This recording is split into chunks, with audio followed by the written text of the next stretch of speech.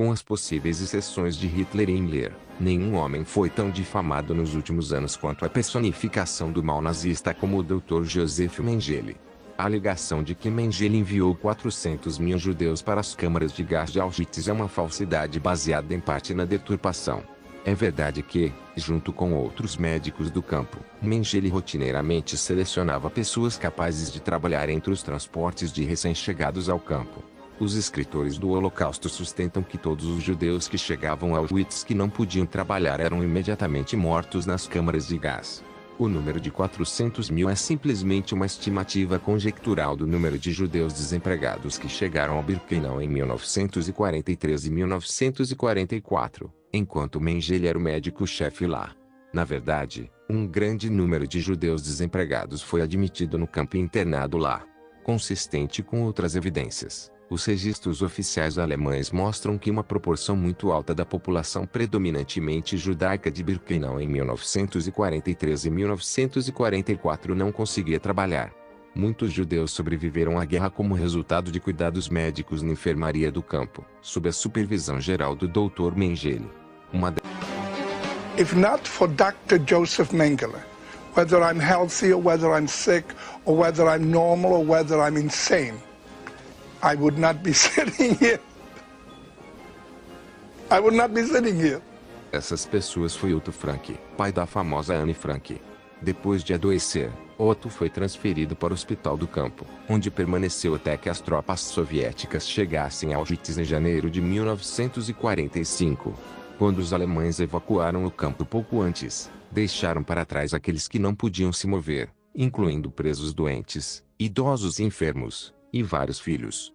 As acusações mais horríveis feitas contra Mengele, como a história de que ele jogou bebês vivos em fornos, são fábulas doentias e absurdas que contradizem o que se sabe sobre o caráter do médico. Por exemplo, como a revista Time relatou, Mengele foi dado a floreios ocasionais de bravura, depois de transferir uma médica judia grávida para Cracóvia para fazer pesquisas para ele. Mengele enviou-lhe flores no nascimento de seu filho. É concebível, é claro, que Mengele pudesse ter assassinado prisioneiros, embora os oficiais do campo que cometessem tais crimes corressem o risco de serem punidos severamente. Por exemplo, o médico do campo de Buchenwald, Dr. Valdemar Oven, foi condenado à morte por um tribunal da SS por assassinar prisioneiros ali. O colunista na Freiheit disse aos leitores que duvidava de muitas das histórias do monstro Mengele sendo vendidas na mídia de massa. Como historiador profissional, gostaria de pedir cautela sobre muitas das anedotas que estão sendo rotineiramente aceitas como fatos, escreveu Art. Meu próprio palpite histórico é que muito desse tipo de coisa é mitologia, inventada como uma espécie de metáfora. Duvido da história de que ele matou uma mulher esmagando sua garganta com a bota. Levará muito tempo até que os estudiosos separarem o fato da ficção sobre Mengele. Como dito no The Washington Times em 9 de julho de 1985. Embora a evidência parece bastante clara de que Mengele, de fato, realizou operações de pesquisa médica em prisioneiros de Auschwitz. A esse respeito, talvez valha a pena notar que o governo dos Estados Unidos realizou experimentos médicos semelhantes durante e após a Segunda Guerra Mundial. Médicos militares americanos infectaram negros com sífilis sem seu conhecimento, como parte de uma investigação de novas formas de tratar doenças venéreas. E durante a década de 1950 a CIA financiou experimentos psiquiátricos envolvendo LSD, privação de sono, terapia de choque massivo e tentativa de lavagem cerebral de pacientes hospitalares sem seu conhecimento ou consentimento. Quando jovem, Mengele era popular, inteligente e sério. Durante seus 3 anos de serviço militar, principalmente na Frente Oriental, ele provou ser um soldado corajoso e diligente e recebeu 5 condecorações, incluindo a Cruz de Ferro de primeira classe e segunda classe. Como médico-chefe de Auschwitz-Birkenau, Mengele estava encarregado da grande equipe de médicos internos, a maioria deles judeus, que tratavam os internos. O psiquiatra e historiador Robert Lifton aponta que o testemunho de testemunha ocular sobre Mengele no bem divulgado julgamento de Auschwitz em Frankfurt, em 1963 a 1965, estava repleto de erros. Por exemplo, Embora Mengele fosse apenas um dos numerosos médicos do campo que se revezavam para decidir quais recém-chegados a Auschwitz-Birkenau seriam designados para trabalhar e quais não, um preso judeu que descarregava os transportes que chegavam insistiu no julgamento que Mengele sozinho estava sempre lá. Para as seleções.